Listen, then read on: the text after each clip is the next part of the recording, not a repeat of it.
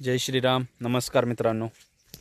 तर आपण इत्रेलच्या स्टेजवर आहे. इत्रेल कधी मारायचं, कसं मारायचं हे मी तुम्हाला लास्टच्या एपिसोडमध्ये, लास्ट भागामध्ये तुम्हाला सांगितलं आहे. तर इत्रेलच्या अगोदरची दुसरी गोष्ट,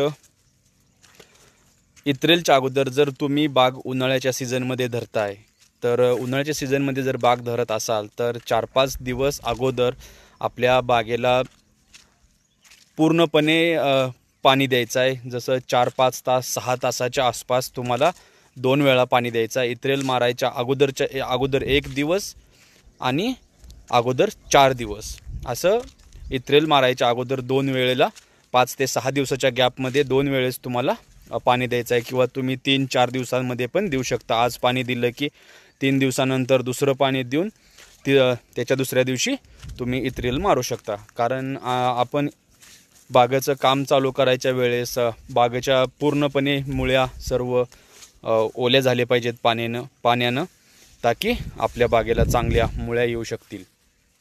तर हे खूप महत्त्वाचं आहे. जर तुम्ही बिन पाणी देता जर बाग धरली तर तुम्हाला ते त्रास देणार. तुमच्या बागेला पालवी चांगली येणार नाही, किंवा कळ्या चांगल्या येणार नाहीत, किंवा लवकरसुद्धा येणार नाहीत. जर तुम्ही अगोदर नाही ओलं केलं तर तुम्हाला ते जास्त खर्चात पाडणार. तर त्यासाठी आपल्याला बाग धरायच्या, इत्रेल मारायच्या अगोदर 2 वेळा चांगलं ओलं होण्यासारखं, पाजरासारखे त्याला पाणी द्यायचं आहे. तर आणि त्याच्यानंतर मग इत्रेल मारायचं आहे. आणि इत्रेलचं पण मी तुम्हाला प्रमाण सांगितलेलं आहे. त्याच्या अगोदर तुम्ही मला लाईक, सबस्क्राईब आणि फॉलो करायला विसरू नका, आणि कमेंटसुद्धा करा त्याच्यामध्ये. तर इत्रेल मारताना आपल्या झाडाची पानं स्ट्रॉंग झाली पाहिजेत, निबार झाली पाहिजेत पानं. जशी एकदम काळसर पानं असतात किंवा हलकी पिवळसर झालेली असतात, तर त्या रेंजमध्ये गेलेली असली पाहिजेत. तुम्हाला मी इथं तुम्ही हे बघू शकता, पानं अशा प्रकारची झालेली पाहिजेत. काही वेळेस तुमच्याकडे पानं अशी सुद्धा झालेली असू शकतात, पिवळी झालेली असू शकतात हलकी फार. पण आपल्याला जास्त पिवळी करू द्यायची नाहीत इत्रेल मारायच्या अगोदर.